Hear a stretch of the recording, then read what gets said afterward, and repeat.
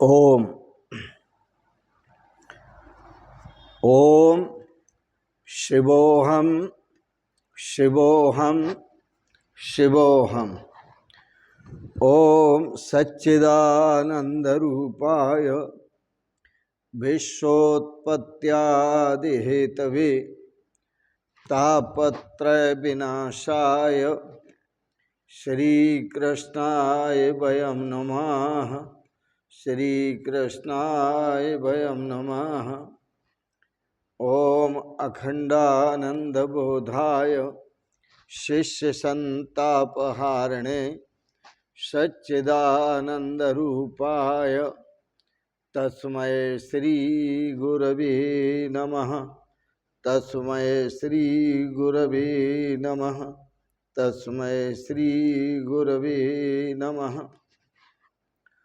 पूर्व प्रसंग में आप श्रवण कर रहे थे प्रहलाद चरित्र। प्रहलाद जी कहते हैं, प्रभु संसार का सुख वैसे तो विष है। जो सांसारिक सुख है वह वैसे तो विष है, लेकिन भोग काल में अमृत जैसा लगता है।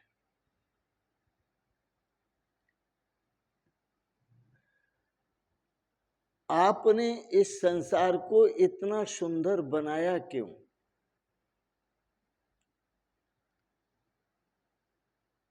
आपने इस संसार को इतना सुंदर न बनाया होता तो इसमें कोई फंसता नहीं। और आप हमको कहते हैं अपनी इंद्रियों को वश में करने के लिए। आप हमको कहते हैं अपने मन को वश में करने के लिए।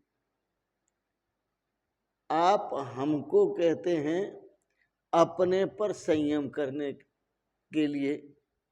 लेकिन यह दृश्य देखकर, संसार का सौंदर्य देखकर सयानापन काफूर हो जाता है, सयानापन खत्म हो जाता है।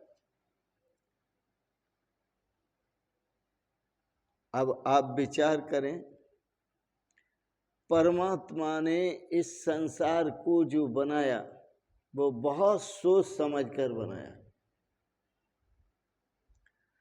और सुंदर बनाया।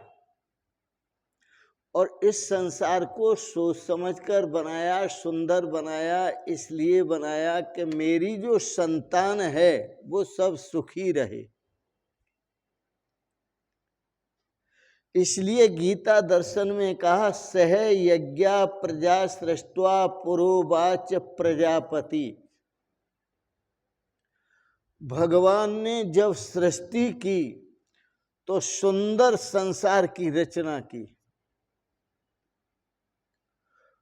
और सुंदर भोगों के प्राप्त करने के लिए, अपनी इच्छा की पूर्ति करने के लिए, कामना की पूर्ति करने के लिए साथ में यज्ञ की रचना भी की।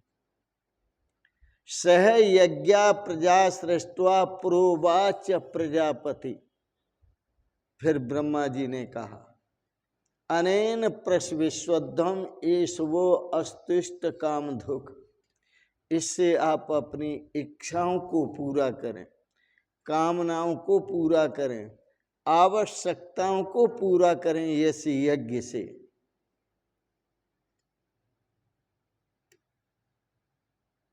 तो यह संसार जो भगवान ने बनाया वह आप हम सबको सुखी करने के लिए बनाया था। परंतु इस संसार में पढ़कर के जीव दुखी होता है। तो परमात्मा ने तो सोच समझकर ही बनाया है। अब जीव दुखी होता है, वो क्यों होता है? इसका कारण क्या है? कारण है इसका कि जीव मर्यादा तोड़कर विषयों का भोग करता है।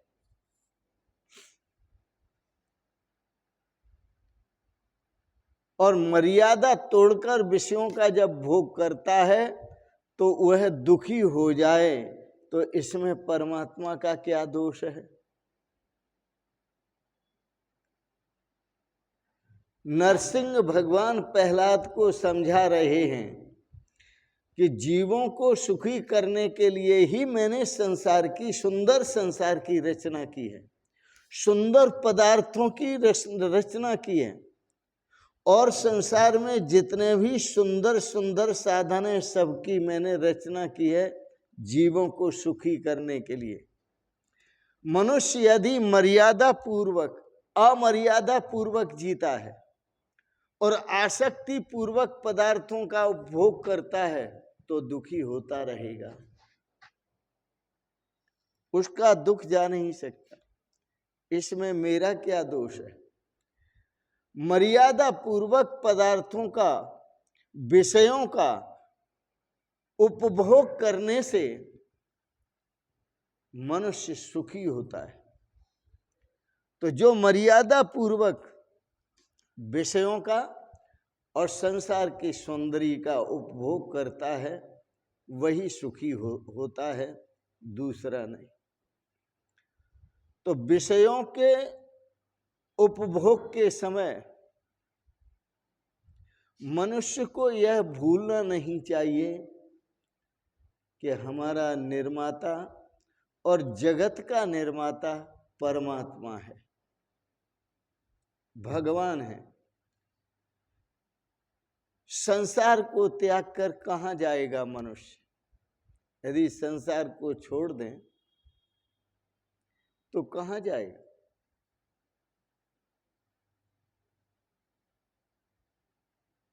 लेकिन याद रखना, एक दिन ये संसार छोड़ना पड़ता है। छोड़कर संसार जब तू जाएगा, कोई न साथी तेरा साथ निभाएगा। छोड़कर संसार जब तू जाएगा, कोई न साथी तेरा साथ निभाएगा। कोई साथ जाने वाला नहीं, कुछ भी साथ जाने वाला नहीं।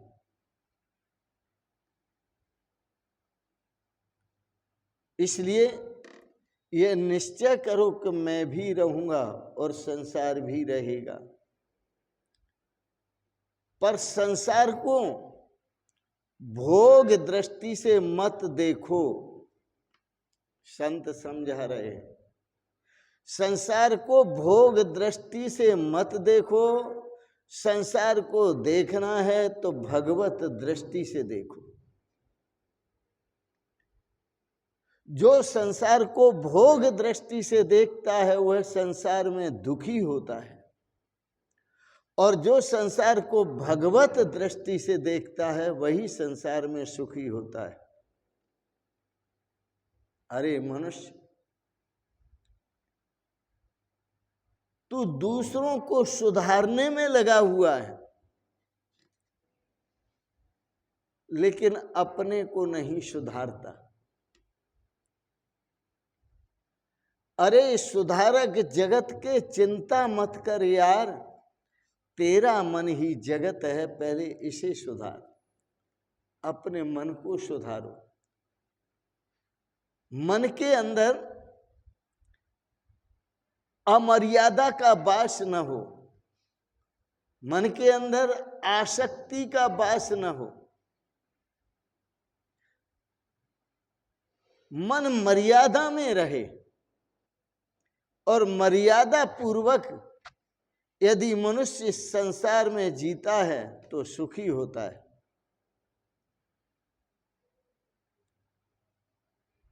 मनुष्यों की सोच बड़ी विचित्र होती है, कुछ कहा नहीं जा सकता।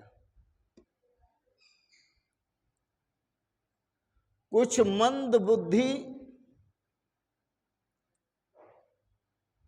अक्खड़ दिमाग गुणों में भी दोष देख लेते हैं। गुणों में दोष हों पढ़े लिखे, इससे कोई फर्क नहीं पड़ता। हों इज्जतदार, अधिक संपत्ति वाले राजा महाराजा हों, इससे भी कोई फर्क नहीं पड़ता। मैं आपको एक उदाहरण देता हूं, बड़ा सुंदर है। एक बार अकबर बादशाह की शहजादी पुत्री, उसके पैर में कांटा चुभ गया। जब कांटा चुभा तो अकबर ने दरबार लगाया और दरबार लगाकर मंत्री को कहा, मंत्री एक काम करो, मेरी शहजादी के पैर में कांटा चुभा है, क्यों? तुम जो है सारी पृथ्वी को चमड़े से मढ़ दो। अब सोचिए, क्या इस अकबर में अकल है? अकबर बादशाह है, परंतु अकल का खोता है, अकल नहीं है। आदेश देता है मंत्री को। आदेश तो राजाओं के ऐसे होते हैं, या तो ये काम करके लाओ, नहीं तो फांसी पे चढ़ा दूंगा। मंत्री ने सोचा कि सारी पृथ्वी को ढकने के लिए इतना बड़ा चमड़ा कहां से लाऊंगा। उसने विचार किया और विचार करके सोचा, हाँ ठीक है, क्यों न शहजादी के पैरों की जूती बना दी जाए चमड़े की। वो कहीं भी घूमेगी, कांटा चुभेगा ही नहीं।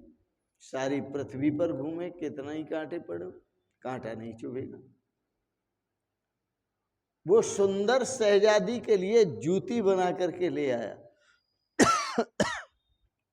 और वह जूती पहना दी। अब शहजादी घूमती है तो कांटा नहीं चुभता। आप सोचिए, अकबर बादशाह ज्यादा बुद्धिमान है कि मंत्री अधिक बुद्धिमान है? तो राजा जो होते हैं वह आदेश तो देते हैं, लेकिन विचार नहीं है उनके अंदर। इसलिए भगवान ने जो यह संसार बनाया है, इसमें पग पग पर कांटे हैं, लेकिन यह कांटे उसको चुभते हैं जो जूती नहीं पहनता।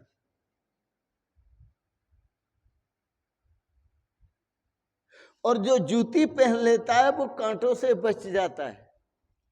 इसी प्रकार से इस संसार में रहते हुए जो दुखी होते हैं वो अविवेकी पुरुष होते हैं, अज्ञानी पुरुष होते हैं, मंद बुद्धि होते हैं, मूढ़ पुरुष होते हैं।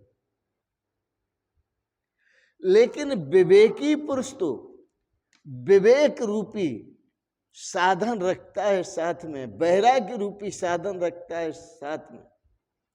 तो विवेक और वैराग्य साथ में रखने से वह संसार का दुख रूपी कांटा उसे नहीं चुभता, क्योंकि वह मर्यादा पूर्वक व्यवहार करता है, विवेक पूर्वक व्यवहार करता है और संसार के भोगों को भी भोगता है, परंतु मर्यादा में रह करके भोगता है और विवेक पूर्वक भोगता है। इसलिए वो सुखी हो सकता है और सुखी होता है। एक और सुंदर उदाहरण दूं आपको। मनुष्य यदि विवेक पूर्वक इस संसार का उपभोग करें तो वो सुखी होता है। इसके लिए मैं एक दृष्टांत देता हूं आपको। किसी एक गांव में पानी की बड़ी तकलीफ थी, तो एक सेठ ने सोचा अन्नदान तो मैं सदा करता ही रहता हूं, अब मुझे जलदान का विचार करना है, क्योंकि अन्नदानम महादानम, अन्नदान तो महादान है ही, पर जलदानम विशिष्यते, जलदान तो उससे भी बड़ा महादान है, उसका तो विशेष महत्व है। लोगों को तकलीफ होती है पानी की, पानी नहीं है, उसने क्या किया, 15-20, उस पुरानी बात है, उस सेठ ने 15-20 हजार रुपए खर्च करके कुआं सुंदर बनवा दिया। गांव के हितार्थ, उन मनुष्यों के हितार्थ, जीवों के हितार्थ, और जल का उपयोग करने लगे। बड़े प्रसन्न रहने लगे, सभी बड़े खुश रहने लगे। एक दिन अचानक एक घटना घटी, और वह घटना भी ये कि एक छोटा बच्चा उछलता कूदता कुएं पर पहुंचा और वो कुएं में गिर गया, पानी में डूब करके मर गया। मृत लड़के का पिता, जिसका लड़का था उसका पिता, मृत लड़के का पिता, जो लड़का मर गया उसका पिता, उस सेठ के पास पहुंचा। क्यों भाई, तू कुआं न बनवाता तो हमारा बेटा मरता नहीं, तूने कुआं क्यों बनवाया? उस सेठ से झगड़ने लगा, झगड़ा करने लगा, गाली गलौज करने लगा। अब आप विचार करो, कुआं बनवाया ही न होता तो बच्चा कुएं में क्यों गिरता? उसका कथन, वो कहता है कुआं यदि आपने नहीं बनवाया होता तो मेरा बच्चा कुएं में गिर करके क्यों मरता? झगड़ा कर रहा, लड़के की जान क्यों जाती? अब आप ही सोचिए, क्या सेठ ने किसी पिता के पुत्र को मारने के लिए कुआं बनवाया था, गिरने के लिए? सेठ की तो सद्भावना थी सबके लिए, परंतु उस परिवार ने बच्चे के प्रति ध्यान नहीं दिया, और बच्चा भी अज्ञानी नासमझ था, इसलिए वो कुएं में गिर गया। इसी प्रकार से जो ज्ञानहीन होते हैं, जो समझ नहीं रखते, जो भोग में आसक्त होते हैं,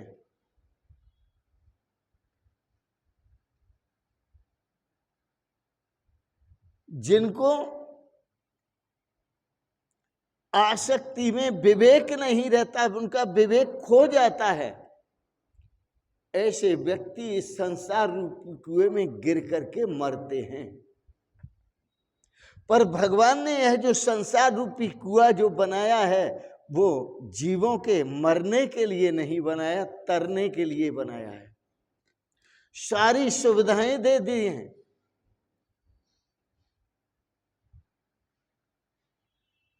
पर देखो वह व्यक्ति सेठ को दोष दे रहा है, यह अच्छा तो नहीं हुआ कुआं बनवाया तुमने।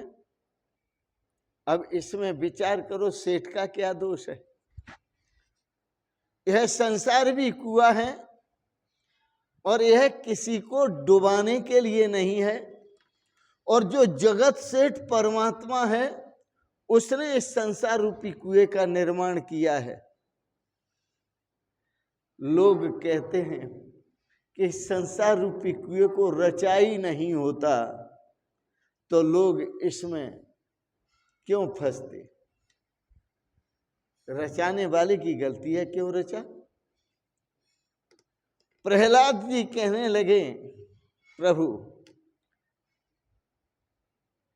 आपको अपराधी बता रहे हैं सब, लेकिन आपको अपराधी कौन कह सकता है? इस पर विचार, इन विषयों को सुंदर मान करके जो इन विषयों में फंसता है, जो संसार के विषय हैं, और अमर्यादित होकर, आसक्त होकर इस संसार के भोगों को भोगता है, वो भगवान को दोष देते।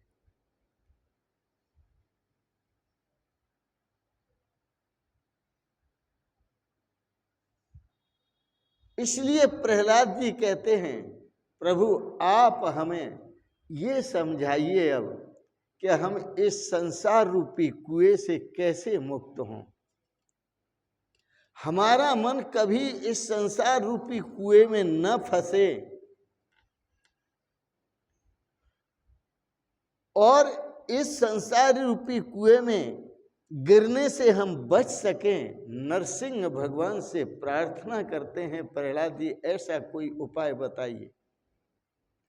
नरसिंह भगवान कहने लगे प्रहलाद जी को, सुनो, जगत को सुखी करने के हेतु मैंने बनाया है और इस जगत में 2 अमृत हैं जो आपको सुखी कर सकते हैं प्रहलाद। वो कौन कौन से अमृत हैं? एक है नामा अमृत, भगवान का नाम संकीर्तन, और दूसरा है कथा अमृत, अच्छे विद्वानों से, वैराग्यवान महापुरुषों से, विवेकी पुरुषों से, सुखदेव जी जैसे महापुरुषों की तलाश करो और उनसे श्रीमद् भागवत की कथा का श्रवण करो। जो खुद ही बंधन में है वो किसी को बंधन से क्या छुड़ाएगा। जो इस संसार रूपी कुएं में खुद गिरा हुआ है वो किसी को क्या निकालेगा। जो संसार के भोगों में खुद आसक्त है और अविवेक पूर्वक जीता है वो आपको क्या विवेक देगा और क्या आपको संसार की आसक्ति से मुक्त करेगा। इसलिए कथा अमृत अच्छे विद्वानों से सुनो, श्रवण करो, जो पूर्ण वैराग्यवान हो, पूर्ण विवेकी हो, पूर्ण भक्तिवान हो और सद आचरणवान हो, सद विचारवान हो, सद्भावनाओं वाले हों। ऐसे महापुरुषों से कथा श्रवण करनी चाहिए। यह भगवान की लीला कथा और नामा अमृत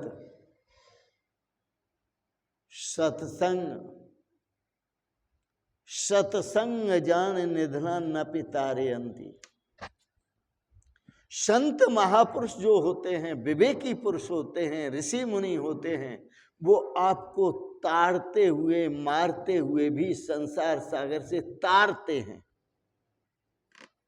सत्संग जान निधना न पितारयंती।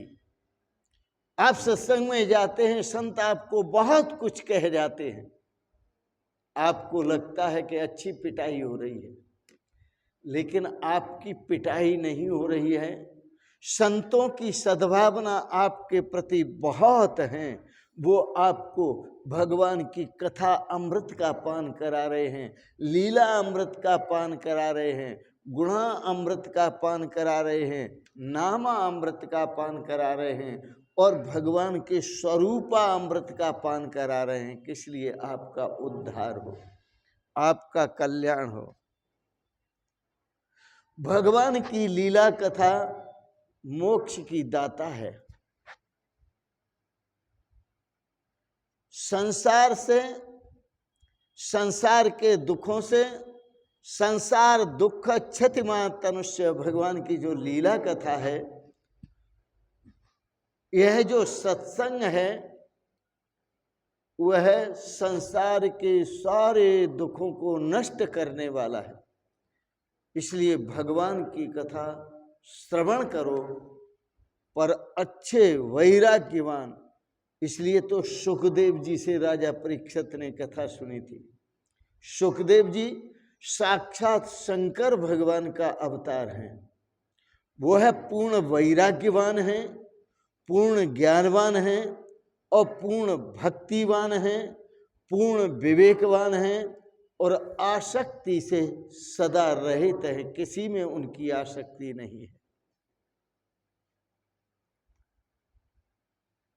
निरंतर वह प्रभु के ध्यान में मस्त रहते हैं। कोपीन बंत खल भाग्यवंत, उनके संबंध में कहा कि ये कोपीनधारी साक्षात भगवान का स्वरूप है। इसलिए आज के प्रसंग में नरसिंह भगवान ने प्रेरणा दी, प्रहलाद मैंने 2 अमृत बनाए हैं इस संसार सागर, संसार रूपी कुएं से निकलने के लिए। एक लीला अमृत है और दूसरा नामामृत है। नाम भी उन संतों से श्रवण करना चाहिए जो आपको ऐसा नाम दें जो अक्षुण्ण नाम हो, कभी नष्ट न हो। ऐसा नाम दें